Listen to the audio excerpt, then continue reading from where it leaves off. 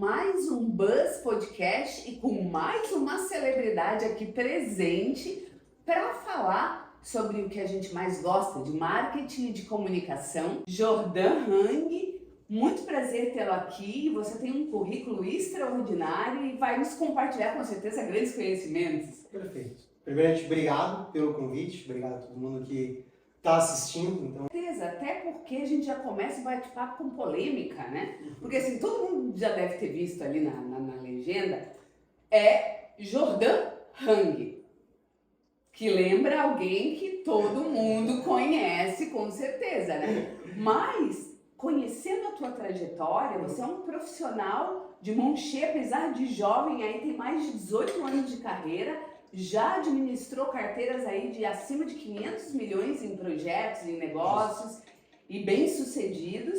E a pergunta que não quer calar, ele é pai, tio, o Luciano Hang, né? Que todo mundo conhece, um grande empresário aí de sucesso. nós somos parentes, né? Eu atuei por quase uma década, né, na Van, na área de marketing, na área depois de e-commerce, depois como gerente de marketing, e sem sombra de dúvidas, eu falo que não foi uma escola, né? Foi uma universidade com doutorado, pós-doutorado, pós-mestrado. Imagina. Então foi tudo muito completo e essa visão do varejo, né? De uma empresa bilionária, uma empresa gigante, mas que ao mesmo tempo ela consegue se reinventar em uma tarde, em um dia, justamente por uma cultura, né, que o Luciano carrega, aplica diariamente. E isso faz parte muito da minha metodologia de trabalho, do meu ser, e as pessoas que a gente acaba coordenando o projeto também buscam cada vez mais essa visibilidade através da comunicação e principalmente a rentabilidade. Algo que não é falado muito dentro da nossa área, né? É raro nós estarmos em discussões de marketing falando sobre a questão de rentabilidade do negócio, da empresa, dos produtos, dos serviços e tendo somente como uma fonte de custo. E dentro dos principais, para mim, o principal varejo do país, isso é uma discussão constante, né? A questão, empresa sem lucro não fica aberta. E além dessa escola, né, dessa universidade que foi a Van e que imagina o tamanho em termos de estratégias diárias que você tinha que aplicar e gerenciamento de crise, e você decidiu partir para o mercado imobiliário e aí que vem as tuas ideias inovadoras, é daí que vem, porque as tuas ideias, pelo que a gente já conversou, elas têm senso comum e são extremamente bem-sucedidas. Por que você decidiu e o que tu traz do varejo para o ramo imobiliário, de construção civil? Primeiramente, eu iniciei a minha trajetória passando por diversas áreas e evolução do marketing como nós temos hoje. Onde eu iniciei como designer, né? Você não passava fax, né? Não, muito jovem, iniciei como designer. Depois eu aprendi a fazer layouts de site, porque dava mais dinheiro. E para conquistar ainda mais aumentar a minha carteira, eu precisava não somente o layout, eu precisava desenvolver um site. Então depois aprendi a parte de programação, né? Uma programação mais base, mas aprendi também.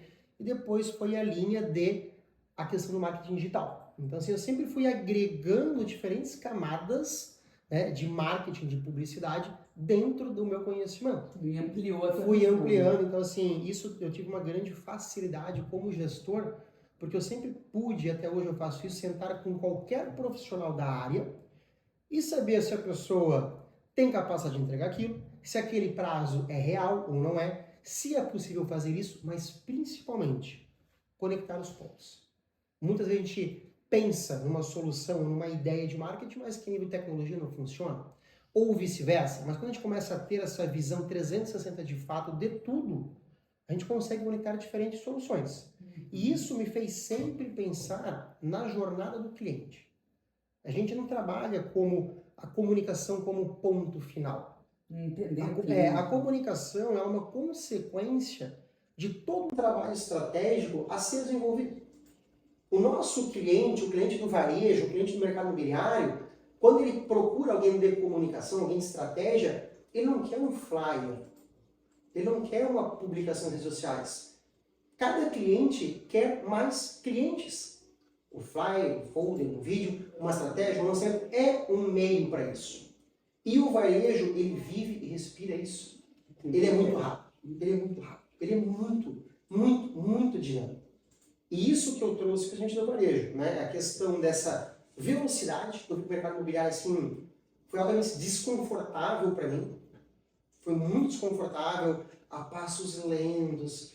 Ai, mas por que são milhões? Não, beleza. Mas não é bilhões.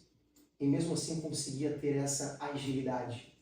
Porque o marketing do varejo ele precisa ter muito mais senso de dono para que ele ande na velocidade correta. E principalmente, e é o que me espantou, é a lucratividade. No varejo, as pessoas, a gente se mata por 0,01%. Eu vim para o mercado imobiliário, onde as pessoas jogam 1, 2, 3, 5% fora de qualquer tipo de premiação, sem pensar numa consequência. Então, assim, o varejo, ele me traz muito isso, sabe? E a pandemia, ela reinventou muitos profissionais. E eu fui um deles. Né? Eu conheci o... Tu gosta de desafios, então. E eu conheci o André Miranda, em 2019, 2020. O André Miranda hoje é um dos sócios do Viva Parque Porto Belo. E aí ele me convidou, né, para estar adentrando, né, na equipe. E para quem não conhece, o Viva Parque é uma cidade, né? Você é movido em desafio, a novos aprendizados. A quebra de paradigmas, ela traz recompensas também. E quando eu falo desse mercado, e aí eu digo abertamente porque tem, né, publicações disso, a nossa verba chegou a 250 milhões de reais por ano. E isso abre não uma porta, abre infinitas portas, mas sempre a do conhecimento. De entender diretamente com os profissionais de empresas como o Google, como o Facebook, como as maiores de tecnologia. Então isso faz com que a gente tenha esse conhecimento diferenciado, mas principalmente a parte de senso de dono. Por quê? O que acontece? O grande problema, e aí nós entramos numa discussão de Jordão, mas eu não tenho uma verba daquele tamanho para fazer algo bom, certo? Minha estratégia não é boa. Só que as pessoas elas se esquecem que a melhor estratégia de marketing não é aquela que é online, que é offline, é aquela que dá lucro. Esse é o principal ponto. E quando a gente está distante da operação, a gente não dá lucro. Quando o marketing não sabe o que acontece na ponta, ele não dá lucro. Seja no varejo, que tu deixa de visitar a loja, de entender o cliente na loja, ou seja na parte do imobiliário, da agência, do profissional, entender a dor do comercial, a dor do corretor, entender os pontos de dor para propor soluções. Então a gente busca cada vez mais entender esses aspectos para que a gente tenha uma comunicação assertiva. Porque, de novo, com isso a gente consegue até criar um ecossistema sustentável de que o nosso investidor, ou o cliente do mercado imobiliário, ele está nessa ascensão, na verdade, de começar a ter verba para investimento. E tudo dói. Eu vou imprimir um folder, fazer um tapume, fazer uma campanha, um 3D, onde já se viu esse preço. Mas é porque há uma desconexão da realidade do marketing com as vendas. E o porquê, né? Eu acredito que a importância do conhecimento aprofundado do departamento de marketing, especialmente naquele nicho de mercado que ele está atuando, é demonstrar o que você falou, lucro. Será que esses empresários entendem o valor da comunicação no quesito lucratividade? Porque também é um tipo de valor agregado às marcas, a comunicação, né? Justo. Dependendo de como você implanta, né? Hoje, a gente tem algumas frentes dentro do mercado imobiliário, certo? Nós temos a JH, que ela é responsável pela gestão de lançamentos dentro do mercado imobiliário. Nós temos a Milites, que é um sistema para fazer essa gestão, que os incorporadores também acabam utilizando, e uma agência de comunicação. Quando a gente fala de gestão, quando a gente fala de gestão de ativos para lançamentos imobiliários, esse ano ainda, ontem bati os últimos fechamentos, nós temos mais 7 lançamentos, né? Até o dia 5 de dezembro, depois de 5 de dezembro é muito difícil lançar. 7 lançamentos, tu disse 7 lançamentos variados, né? Isso, nós temos... Tu dorme? Essa semana eu tô com insônia, na verdade. Qual é o signo, Jordão? Capricórnio. Só podia? Não é possível. Nós temos 7 lançamentos, novembro vai ser um mês assim, muito condensado esse trabalho. Então, esse ano a gente tem mais 650 milhões em VGV para lançar. Nós já lançamos quase 370 milhões esse ano. Então, assim, vai ser o primeiro. A gente vai praticamente botar quase um bi, né? Um bi e pouquinho de VGV no mercado. E a gente tem uma métrica diferente também de trabalho, no nosso formato, que é o quê? Como a gente trabalha 100% no sucesso do cliente, a gente não substitui diretamente uma equipe comercial e uma equipe de marketing. Nós atuamos entre o proprietário e essas duas frentes. Eu sempre me coloquei como um profissional resolvedor de problemas. E para cada empresa há um problema diferente. Qual o produto que eu preciso lançar? Quando que eu preciso lançar? Quanto que eu preciso vender? E dentro disso a gente cria os planos estratégicos. Então assim, hoje, além desses 600, 700 milhões que nós temos até final do ano para comercializar, a gente faz gestão de esteira de produtos. Então nós temos pelo menos aí duas grandes incorporadoras que a gente faz a gestão de quase 6 bilhões de reais a serem lançados nos próximos anos. Então, estrategicamente, a gente já viu como amarrar um produto no outro, mas principalmente como valorizar uma marca. A marca é o principal ativo que o teu negócio pode ter. Porque se as pessoas compram a tua marca, tudo fica mais fácil de ser vendido ou adquirido, no caso. Então, assim, a gente está com praticamente 80%, 70% de crescimento em relação ao ano passado, né? De lançamentos nessa época do ano. E agora, para ano que vem, que é um ano político, a gente está com 7 lançamentos até metade do ano. Eu aprendi, assim, colado no Luciano, de que como que a gente pode transformar qualquer coisa numa ótica, para que uma ótica seja uma notícia relevante. Para a gente, para o nosso trabalho, a parte de assessoria de imprensa, ele é um dos principais pilares. Porque é onde, na internet, todo mundo pode ser qualquer coisa. Literalmente. Só que para tu estar dentro de um veículo tradicional, que tem uma curadoria, não é qualquer um. Então, a questão da assessoria de imprensa, ela é vital. Então, assim, a gente tem algumas regras, que é o seguinte: toda empresa tem que ser uma fábrica de notícias. Uma fábrica de notícias. E nós temos muitos atributos para isso. Porque você conecta vários pontos quando você atrela a comunicação. Como tu falou, hoje a gente discute muito no meio jornalístico a questão das fake news. Justo. E que hoje qualquer um pode publicar e não existe uma regulamentação para esse tipo de conteúdo. E aí começa, eu acredito que a gente está vivendo um ciclo. Que aquele pico de pessoas fanáticas por redes sociais, ele está atingindo o ponto de o que uma reportagem da Folha de São Paulo chamou de detox. As pessoas, elas estão cansadas de informações vazias e voltando a buscar conteúdos, e também toda essa questão de sustentabilidade, das pessoas avaliarem tanto as experiências. Isso também faz parte da narrativa de uma empresa. No caso, as pessoas estão retomando a vontade de conteúdo, de valor? Sim, isso está acontecendo porque a gente tem que ser extremamente leviano para acreditar que a gente é especialista de algo por ver stories.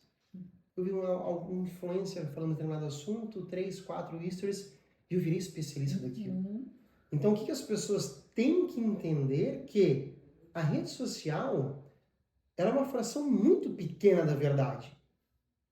Ela é uma fração muito pequena da verdade. Isso é verdade. É igual alguém ler um livro do método para virar um monge.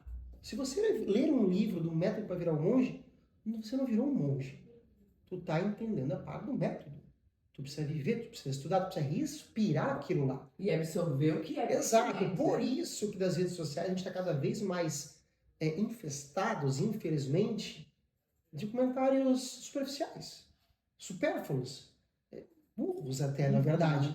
E isso a gente tem que cuidar para não virar na força de trabalho. Sim. Dos conteúdos que a gente busca. Sabe? De a pessoa ver 2, 3 vídeos e é o especialista. Calma. Calma, a vida não é bem assim. Queria que fosse. Mas ainda não tem uma Matrix que a gente bota no pendrive e já sabe tudo. A gente tem que estudar durante muito tempo para fazer com maestria ou pelo menos responsabilidade que nós fizemos hoje.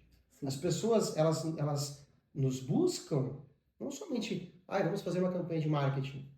Beleza, para mim pode ser mais um lançamento, mas aquele empreendimento, se der errado, é a vida da pessoa. É o empreendimento da pessoa. E os clientes envolvidos, os empregos que gera, né? Exato. Tanta gente envolvida, né? Exato. E assim, junto com isso, essa parte das redes sociais, essa questão mais tão superficial, a gente precisa olhar como a gente consegue fazer com que as coisas sejam relevantes, ou que as pessoas consumam o que a gente tem a dizer. Porque hoje nós vivemos na era da economia da atenção.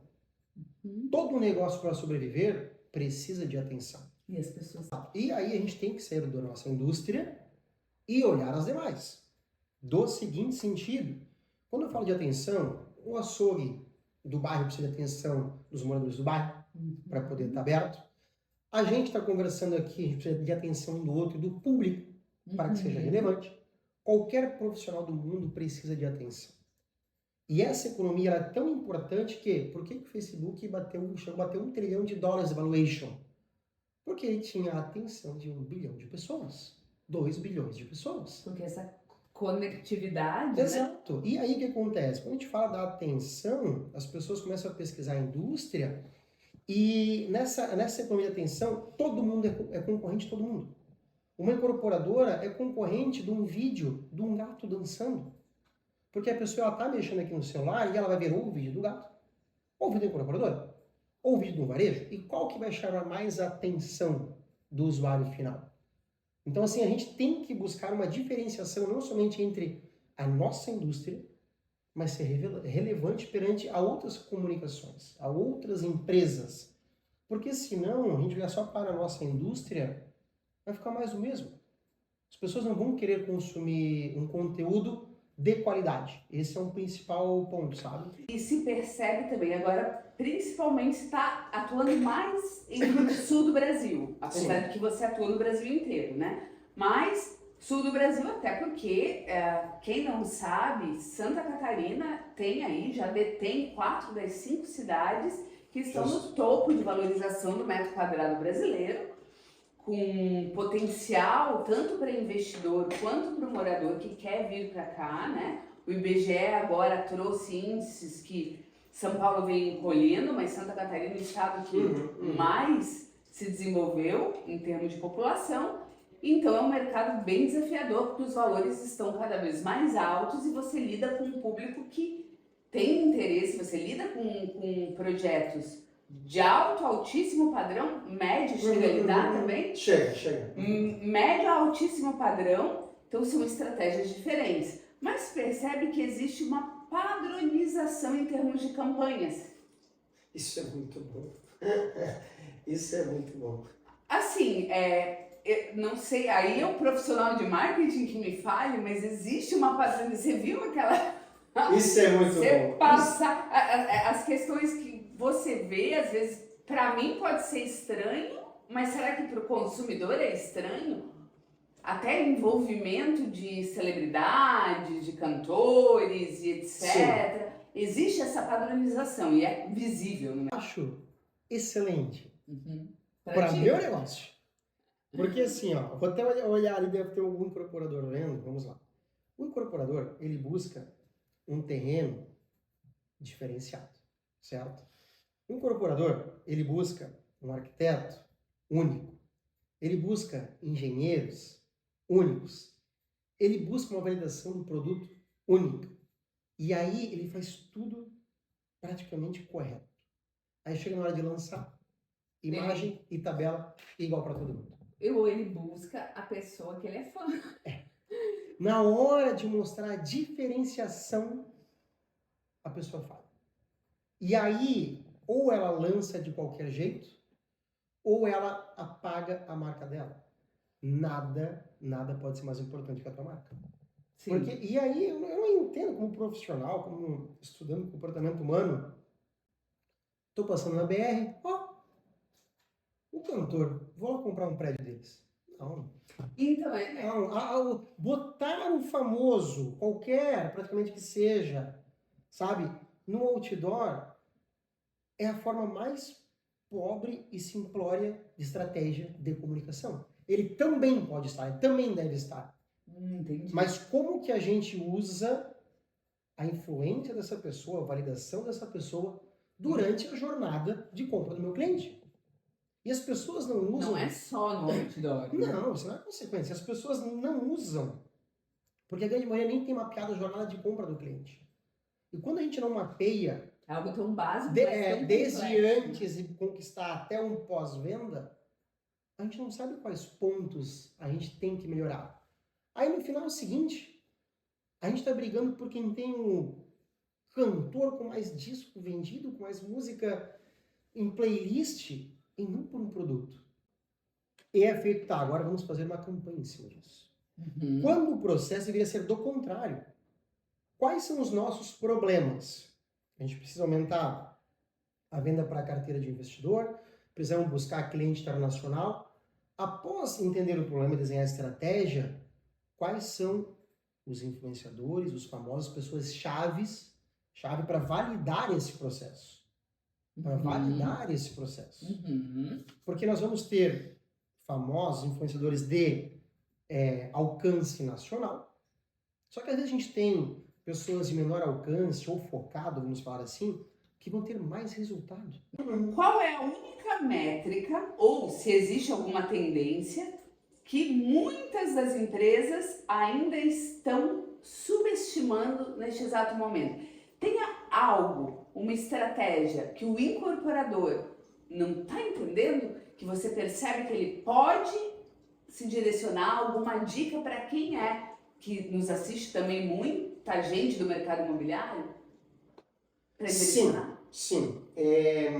A principal e a mais ignorada é a questão da parte de tecnologia e principalmente quando eu falo em banco de dados.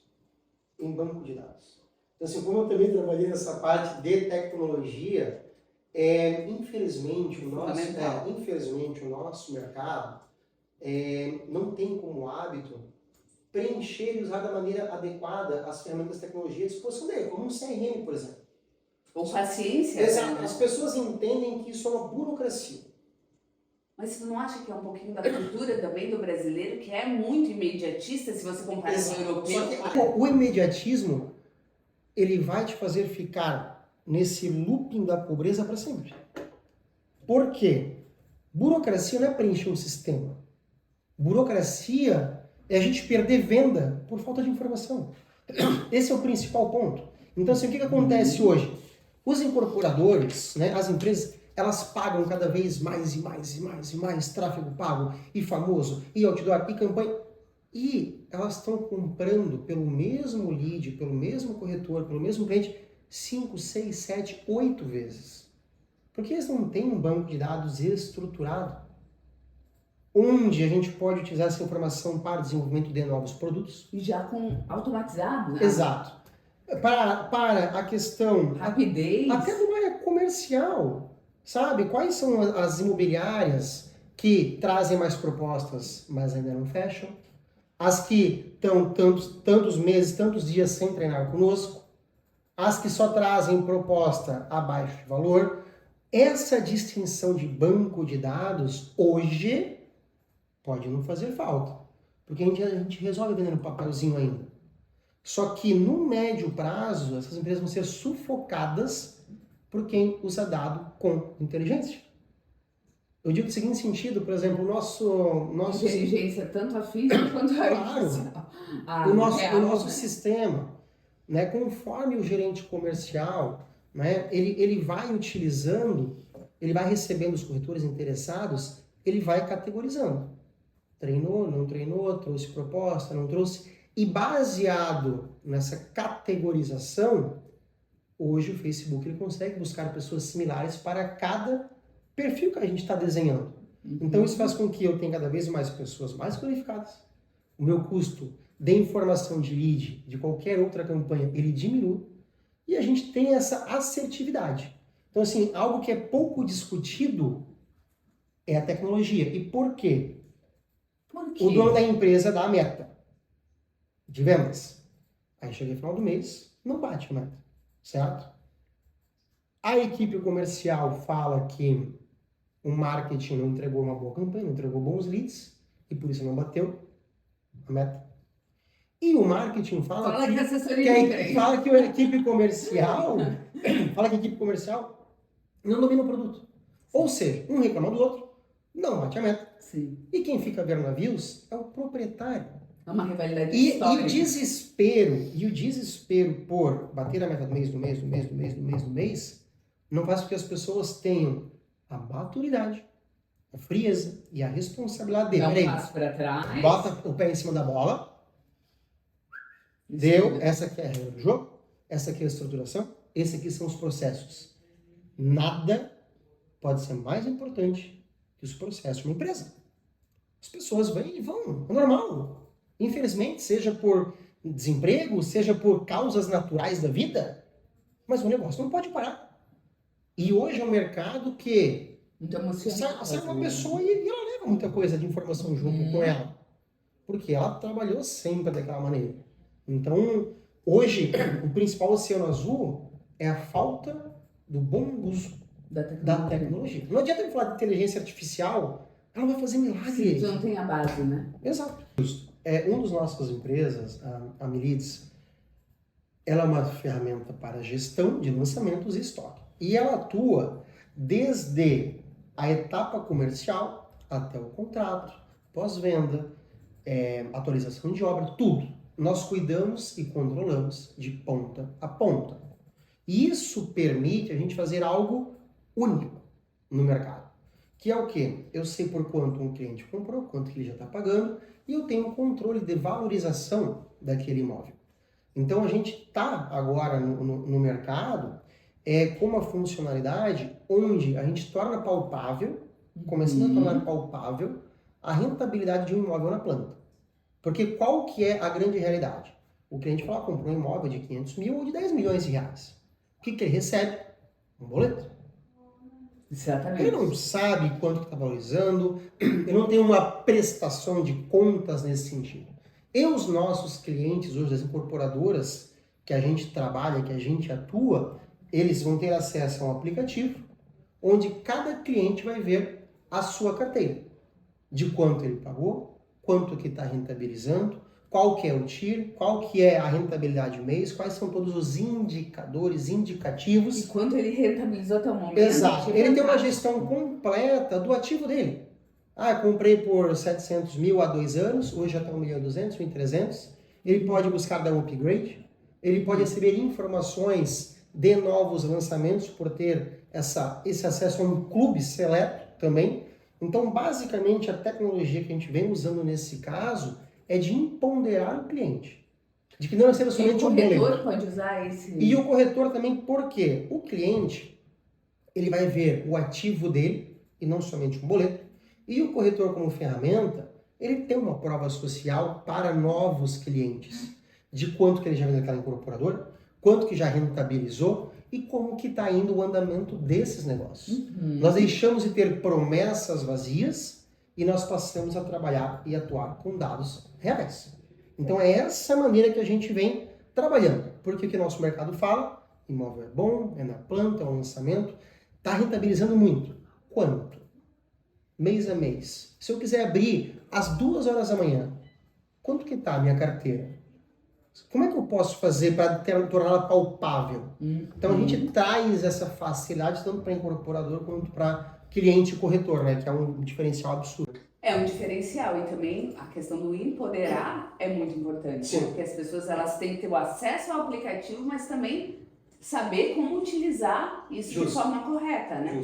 Até porque é carente ainda, a não ser alguns índices de mercado, é carente as construtoras que realmente prestam números para as pessoas. Porque no final das contas, elas querem ver mais do que uma bela imagem de uma campanha. Elas querem entender o que aquilo está, principalmente a nossa região que está repleta de investidores, né? A cultura de vendas inegociável. Você lidera a equipe de alta performance. Qual é o valor cultural que você não abre mão e que na sua experiência é o verdadeiro motor para alavancar as vendas em ciclos de alta e em ciclos de baixa? O que você acha que de fato é aquela base para impulsionar as vendas em uma empresa? Eu uniria 2 pontos. Humildade e consistência. Sem humildade ninguém é nada em qualquer área da vida. Para ouvir. Pode ser uma hora cai, mas infelizmente a gente passa nesse meio, eu sei como é que é, eu sempre fiz assim, certo? Então qual que é a verdade? Gente, ciência não é um feeling. Venda não é um feeling, é uma ciência. Vendas é uma ciência.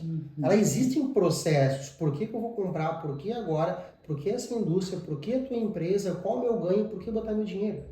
São as 6 perguntas base para que a pessoa tenha isso. E aí, com a humildade, a gente precisa linkar que é a consistência, não é motivação. A consistência ela é fundamental, agregada com a humildade, porque as pessoas elas querem de fato chegar na venda, mas não entendem que ela é uma consequência de uma série de ações. E a principal ação, que é vende mais quem prospecta mais, as pessoas não querem fazer. Hoje o WhatsApp ele ficou cômodo de já fizesse determinada tarefa, já mandei a mensagem. Não foi isso que eu te perguntei. A tarefa está pronta? Tu ligasse? Tu fizesse a prospecção? Então, isso que as pessoas precisam resgatar. Os melhores vendedores, as pessoas acham, ele tem um talento. Não. Ele segue, de maneira até instintiva, mas ele segue esses passos de quebra de objeções numa venda. E ele está sempre fazendo o quê? Ampliando o funil dele e mantendo o relacionamento. Isso é dado científico. Não é um achismo, não é uma vontade. Então, assim, que eu não abro mão, humildade e consistência. Para a gente ouvir, para a gente baixar a orelha, para a gente saber a hora que está certo, a hora que está errado, e sempre ter essa consistência. No mercado tão volátil, no mercado em crise, quem não tem consistência não vai para frente. Da dificuldade de mão de obra que o Brasil enfrenta, o mundo enfrenta, a tecnologia pode substituir isso, na tua opinião? Como que faz para motivar esse público? Cultura. Eu enxergo a tecnologia como um potencializador da cultura da empresa. Sim, não adianta nada ter lá nem a base. E o que atrai, o que mantém, o que retém é cultura. É o humano. É a cultura. Esquece, não adianta. A tecnologia vem para e vai continuar cada vez mais otimizando os processos. Mas pessoas compram e negociam com pessoas. Elas precisam desse relacionamento.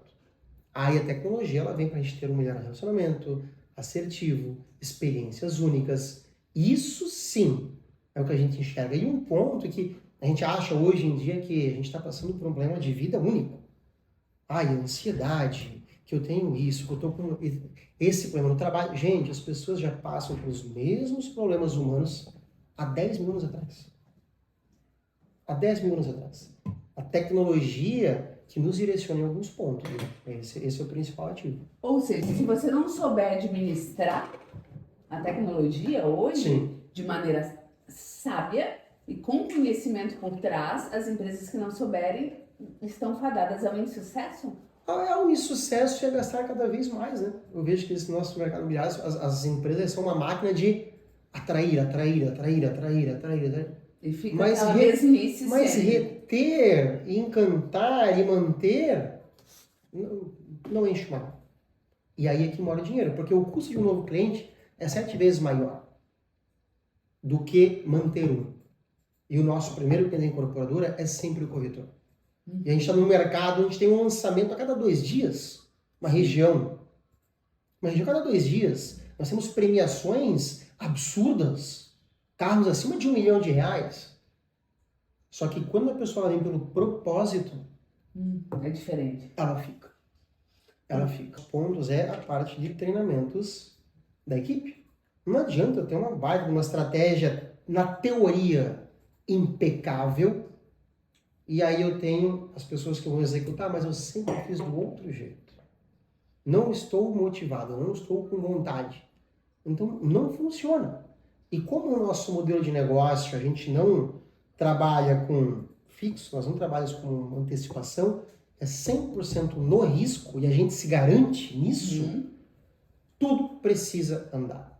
Tudo precisa se mexer. O principal ponto é a gente fazer com que as pessoas acreditem e comprem o processo.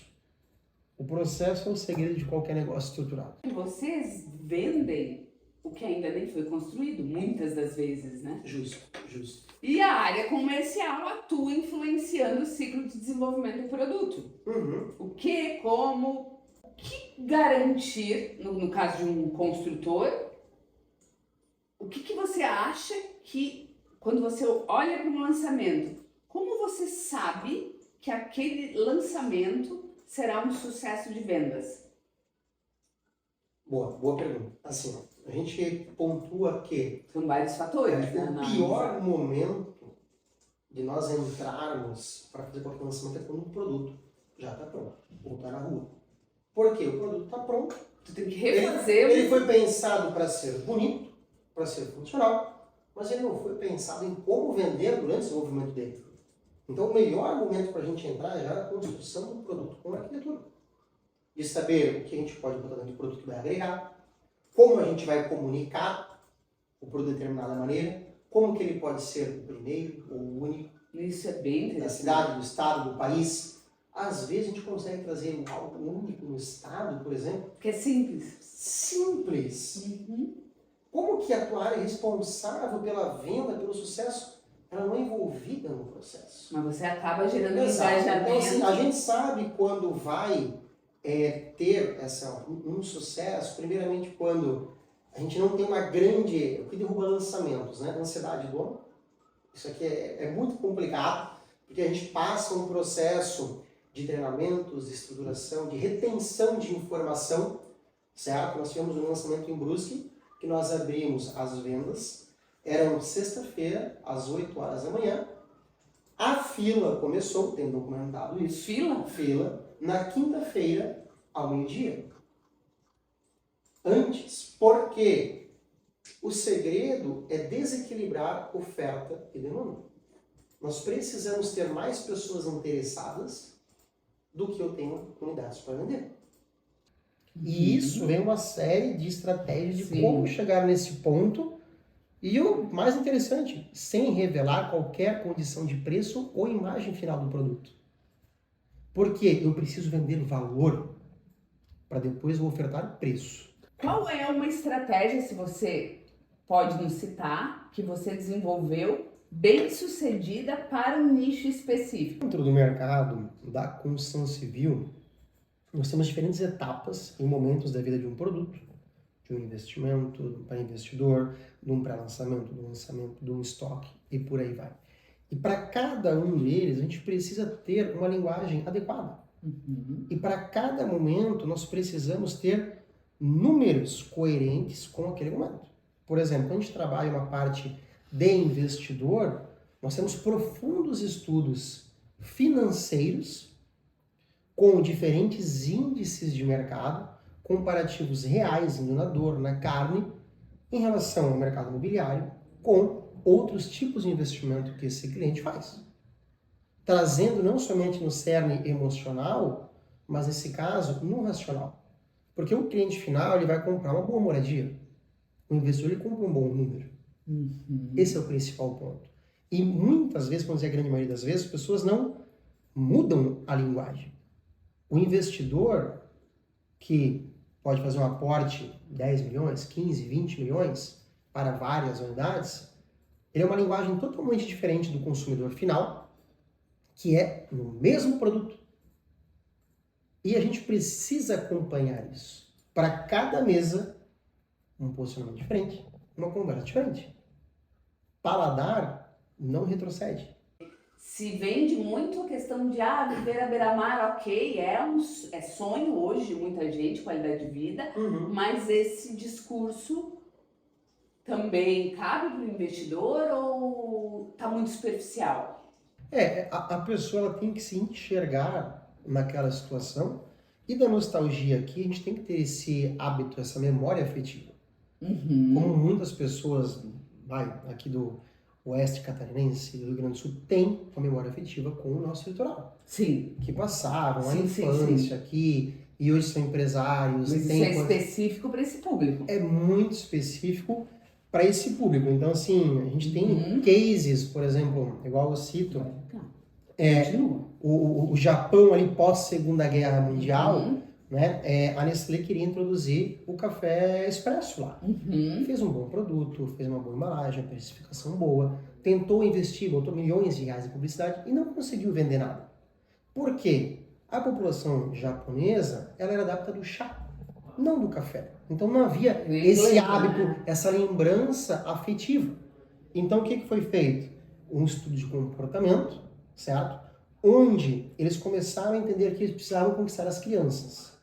Então começaram a introduzir doces, balas, chocolates, Kit Kat com sabores de café.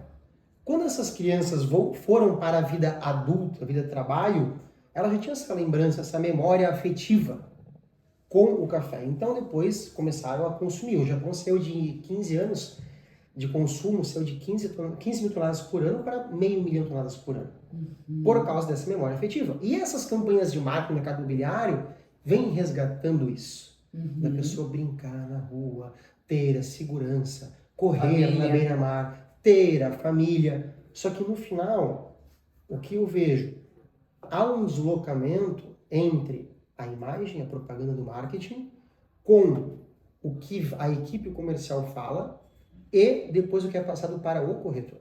Entendi. Então, hoje nós temos um telefone sem fio, que a gente vai do marketing para a gerência comercial, para o corretor, para o cliente. Eu tenho 4 pontos de contato que a gente tem que preservar as mensagens. Eu digo assim, eu vou fazer até um comparativo de redes sociais, né? As pessoas, elas reclamavam de que, poxa, mas eu posto tanto, faço tanto conteúdo no Facebook, no Instagram e não dá nada. Não dá nada. Tá, a plataforma tá lá. Deixa eu ser duro contigo. O problema não é a plataforma. Ela está lá, ela tá vazia. Você que coloca as coisas ali. O problema tá atrás da tela. Sabe, tem 1 bilhão e 100 que foi vendido ali. O cliente tá lá. O cliente tá lá. E tem muita gente que não tá vendendo, mas calma, faz uma autoanálise, faz uma autocrítica de tudo que eu falei. Do produto, da comunicação, da integração com vendas e dos processos. O problema é que em tempos de crise bate o desespero. E com o desespero, as pessoas querem buscar atalhos e soluções mirabolantes. E acabam comprometendo a marca. Exato. E não voltar a um processo. Um processo estruturado de venda, de prospecção, de comunicação. E de valores também. E de valores. Né? E isso é mais barato do que querer inventar moda. Exato. E agora, claro, essa é uma dúvida muito comum para investidores aí de todo o Brasil, do exterior, que estão olhando aqui para o mercado de Santa Catarina. Qual é a bola da vez? A gente tem Itajaí, que está crescendo muito. Temos, qual é a cidade dessas que já estão em valorização, que já são destaques, que tu acha que vai mais se destacar, e as que não são ainda destaque nas proximidades, que podem ser um alvo para investimentos imobiliários? Nós estamos fazendo muitos lançamentos em Brusque, uma cidade totalmente assim, fora do radar geral, fora do radar geral. Nós fizemos um lançamento faz um mês lá. Mas Brusque tem uma proximidade. 35, tá meia hora de Balneário hoje, tudo duplicado. Fazem 35 dias lá. A gente vendeu, que era a meta do prédio, 80% do empreendimento em 2 dias. O outro lá, nós vendemos praticamente 2 torres de um home club em um dia. Em Brusque? Em Brusque. A indústria é muito forte. A indústria é muito forte. Brusque, antes era uma das cidades que tinha mais helicóptero por habitante, né, do Brasil, inclusive. Então, assim, não, por exemplo, por ordem de importância, mas o que me chama muita atenção hoje, Brusque em relação a isso, né, antes o brusquense comprava só no litoral, mas agora ele está comprando lá na cidade. Itajaí, a população ela vem crescendo de maneira absurda. Quem comprar, estiver comprando loft por aqui, vai ter uma rentabilidade excelente. E aí, né, Porto Belo puxando muito pela arquitetura, né, o que vem acontecendo lá. Por que isso? Porto Belo, ele tem a questão da CIP, da Associação dos Consultores e Incorporadores da cidade, onde pegam dinheiro da outorga e vão melhorando a cidade. Assim como vai ter a revitalização do mole, da orla, alargamento de faixa de areia. processo que Balneário passou. Então, o que as pessoas estão vendo? O que aconteceu lá é o efeito dominó. Sim. Acontece primeiro em Balneário, depois em Itapema, e isso vai acontecer agora em Porto Belo. Então, ele tem um crescimento exponencial e tem uma cidade no meio que liga tudo isso, que é Camboriú, que faz divisa, acho que com 4 ou 5 cidades, inclusive com Brusque. Só para que o pessoal que é de outro estado, Sim. Camboriú, você está se referindo não a Balneário. Não a Balneário, a Camboriú. Camboriú, que é a cidadezinha que as pessoas imaginam Exato. que é pequena, mas tem uma área territorial. Por que eu digo? Agora enorme. eu vou falar do investidor. Uhum. Do investidor.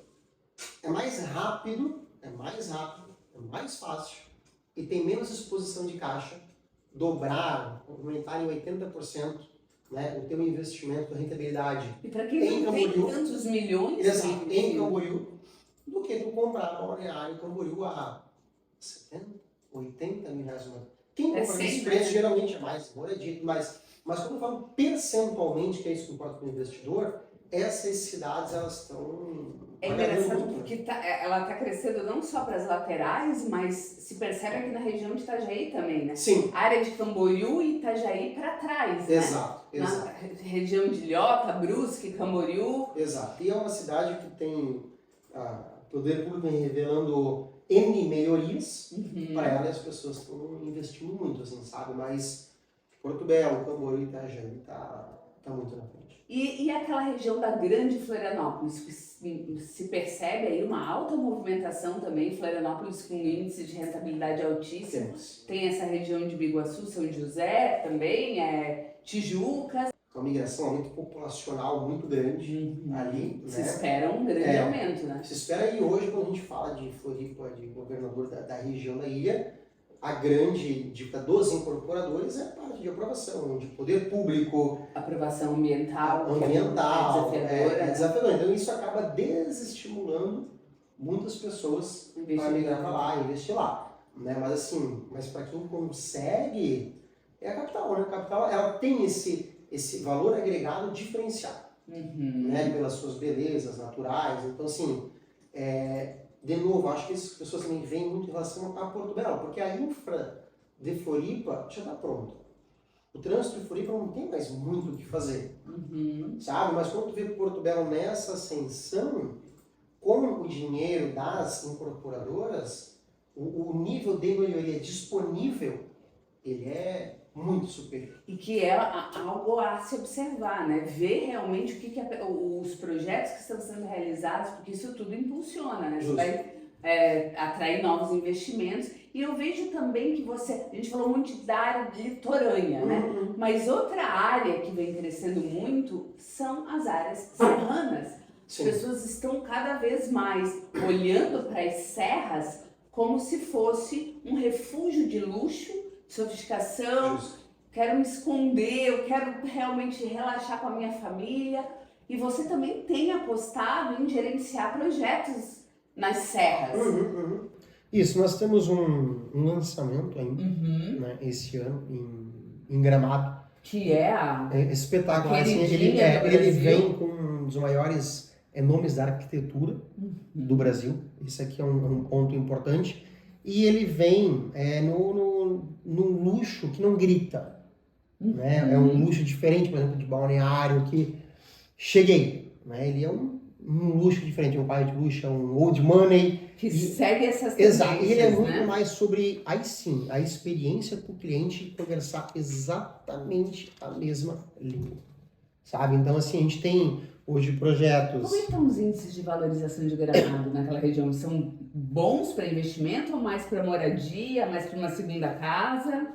Eles são bons, mas mais como quando eu pego um altíssimo luxo, igual a gente vai trabalhar ali, ele vem muito também como um refúgio. Um momento da paz, da experiência, da gastronomia, onde as pessoas acabam migrando para isso, né? A gente sabe, no Gramado, essa questão da venda, quando são empreendimentos, né, multipropriedades ali, de cotas, ele explode exponencialmente o lucro, né? Mas não é E você que gerencia tantos projetos, qual é a dica para quem sonha entrar nesse ramo e construtor? Sim. Assim, para quem vai iniciar esse processo da construção, A principal coisa é responsabilidade. Por quê? Existem sonhos que a gente não pode apagar, né?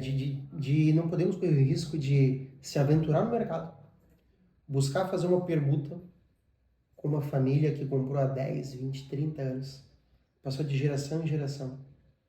Não Agora tem a que os documentação, pais, né? os avós estão velhinhos, é feita uma permuta e não é entregue, não vai para frente. Então assim, tu não tá somente acabando com um sonho teu, Mais de tantas mas pessoas. das Né? pessoas. Então assim, a responsabilidade é um principal ativo. Tem que fazer, tem que se aventurar um passo por vez. Até para a gente correr uma maratona, a gente tem que dar o primeiro passo. E nesse mercado, assim como tantos outros, não se faz nada sem dinheiro. Precisa. Projetos, inicial, estudos, tudo isso, sabe? Então, assim, eu digo assim, e as grandes, a maioria, começou pequeno. O principal que eu digo é responsabilidade e não tenha medo de começar pequeno, para depois ir crescendo de maneira saudável. A gente vem, eu brinco assim, quando uma ação é ruim, é bom para a nossa empresa, né? Assim, mas a gente busca cada vez mais, de fato, quer profissionalizar o mercado. Vejo que esse é o nosso principal desafio, né? Então, assim, de todas as etapas, são pessoas que foram crescendo, foram por osmose no mercado imobiliário e a gente tem uma grande oportunidade de profissionalizar ele, de ter processos estruturados, de a gente saber o que está fazendo e principalmente o porquê está fazendo. Seja no marketing, seja na venda, seja na parte de arquitetura e principalmente uma filosofia minha de a gente pensar na questão de como dono e deixar lucro. A gente teve lançamentos agora recentemente que a gente recebeu o produto, a gente fez um estudo de VGV, de como poderia trabalhar, quais seriam os diferenciais. A gente conseguiu aumentar em 25% o VGV do produto. E de 1,2% que tinha de verba de marketing, a gente usou 0,6%. Lançamentos não somente de imobiliário, mas temos lançamentos da parte de varejo, da parte da indústria. Vai lançar a van também?